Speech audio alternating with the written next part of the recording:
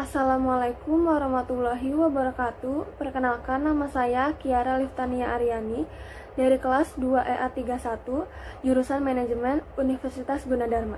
Saya di sini akan menjelaskan perusahaan atau bisnis dalam mencapai maksimal laba.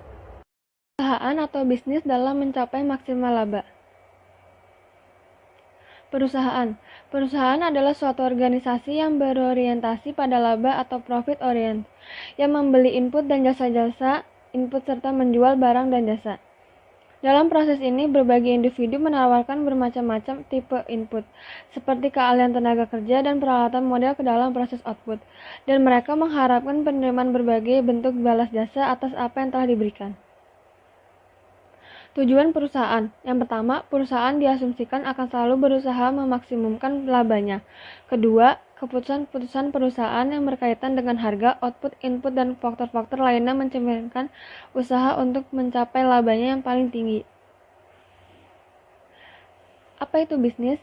Bisnis adalah organisasi yang menghasilkan barang dan jasa, atau biasa disebut juga perusahaan. Usaha atau perusahaan yang melakukan aktivitas operasi bertujuan untuk memaksimalkan keuntungan dan menjaga kelangsungan hidup perusahaan. Setiap perusahaan berusaha menghasilkan uang atau mendapatkan keuntungan sebesar mungkin. Hal ini dikarenakan keuntungan yang diperoleh digunakan sebagai modal dalam operasional perusahaan selanjutnya. Laba berkaitan dengan 4 faktor, yaitu permintaan atau demand, kedua potensi keuntungan, ketiga pasar, dan keempat pendapatan. Keempat faktor ini mendukung peluang atau opportunity. Laba adalah selisih antara penerimaan total atau TR dan biaya total atau TC. Penerimaan total adalah jumlah yang diterima dari penjualan produk atau P kali Q. Biaya total adalah jumlah dari biaya tetap atau VC dan biaya variabel atau VC. Maksimalisasi laba. Setiap perusahaan berusaha untuk meraih keuntungan atau memperoleh laba semaksimal mungkin. Hal ini dikarenakan laba yang diperoleh digunakan sebagai modal dalam operasional perusahaan selanjutnya. Maksimalisasi laba berarti menekankan pada pemanfaatan barang modal secara efisien. Maksimalisasi laba yang perlu diperhatikan adalah: yang pertama, laba jangka pendek atau laba jangka panjang. Yang kedua, jangka pendek atau laba jangka panjang. Yang kedua, jumlah laba atau tingkat laba. Pendekatan menggunakan laba maksimum. Yang pertama, pendekatan total atau total approach. Pendekatan totalitas membandingkan pendapatan total atau TR dan biaya total atau TC. Pendekatan ini adalah sama dengan jumlah unit output yang terjual atau Q dikalikan harga output per unit. Yang kedua, pendekatan rata-rata atau average approach.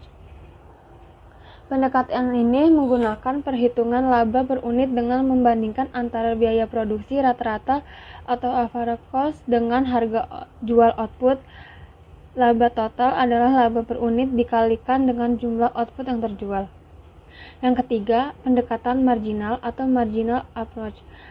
Dalam pendekatan ini, penghitungan laba dilakukan dengan membandingkan biaya marginal atau MC dan pendapatan marginal atau MR. Laba maksimum akan tercapai pada saat MR sama dengan MC. Kondisi tersebut bisa dijelaskan secara matematis, grafik, dan verbal.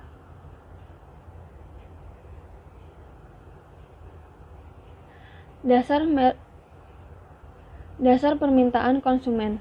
Kemampuan produk dan jasa memuaskan keinginan konsumen merupakan dasar bagi permintaan konsumen. Yang pertama, fungsi utility.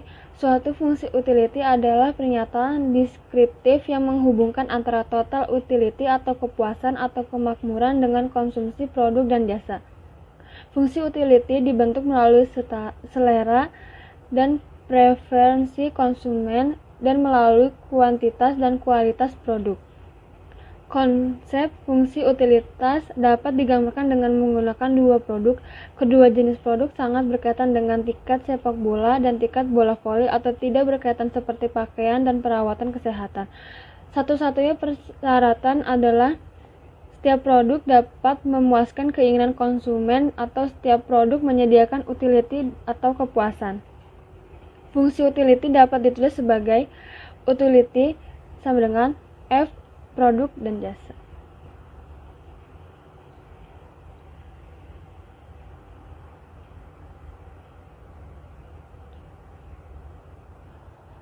Yang kedua, ada utility marginal.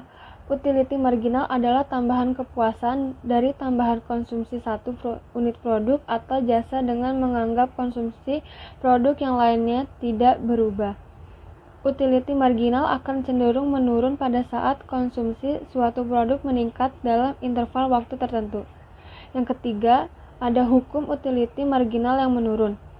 Secara umum, hukum utility marginal yang semakin menurun menyatakan bahwa pada saat seseorang menambah konsumsi suatu produk, maka utility marginal yang diperoleh dari mengonsumsi akan semakin menurun.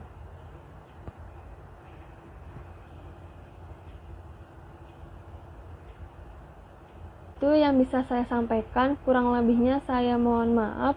Wabillahi taufik wal hidayat. Wassalamualaikum warahmatullahi wabarakatuh.